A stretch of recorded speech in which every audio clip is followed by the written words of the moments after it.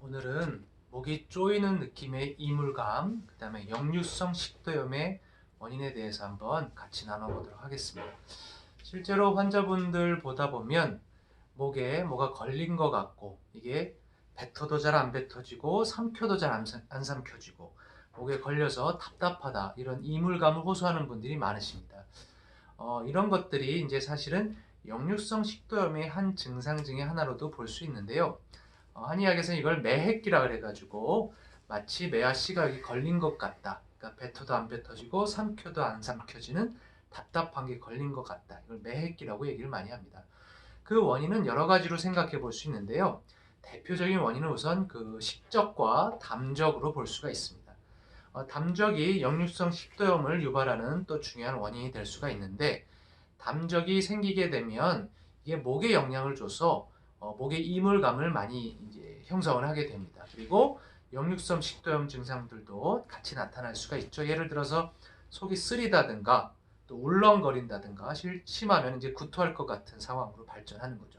사실 지금 목이라든가 식도의 증상, 목의 이물감과 식도염이지만 사실 이 뿌리 자체는 담적, 쉽게 얘기해서 이제 위장에서 시작된 담적이 될 수가 있겠습니다. 담적으로 인해서 목이랑 이런 식도라든가 이런 상체 질환으로까지 연결이 되는 것이죠. 심하면 이제 가래도 심해질 수가 있고요. 따라서 이것을 좀 더 근본적으로 치료하는 데 있어서는 목만 어떻게 할 것이 아니라, 그러니까 쉽게 얘기해서 목이 너무 불편해서 이물감이 있어서 목 내시경을 하거나 목을 검사해도 별로 이상이 없는 분들이 많거든요. 이런 분들이 원인이 담적인 경우들이 꽤 많습니다. 따라서 목과 식도의 증상을 치료하기 위해서는 근본적으로 담적과 위장 증상을 치료하는 게 중요할 수 있겠습니다. 그럼 담적이 무엇이냐? 식적이라 그러는데요. 식적은 음식 식자에 쌓일 적자를 써서 체기가 이제 만성화가 되면 담적 형태로 발전할 수가 있고요. 담은 몸에 이제 진액들이 순환이 안 되다 보면 여기저기 뭉치기 시작하는데, 이것을 통틀어서 우리가 이제 담적이라고 합니다. 결과적으로는 이제 체기라든가 소화불량, 이 식적이 쌓여서 담적화되고 전신적으로 몸의 순환장애를 일으켜서 여기저기 물이 뭉치는 것을 우리가 담이다, 이것이 쌓인 것을 또 담적이다 얘기할 수 있겠습니다. 그럼 담적으로 인해서 목이나 식도의 증상뿐만 아니라 뭐예요? 소화도 당연히 더부룩하고 답답할 수도 있겠고요. 나아가서는 가슴이 두근거린다든가 배에서 꾸룩거리 소리가 잘 난다든가, 아니면 여기저기 담이 잘 걸린다든가, 나아가서는 두통이나 어지럼증, 또 나아가서는 불면증, 공황장애까지 연결되기도 합니다.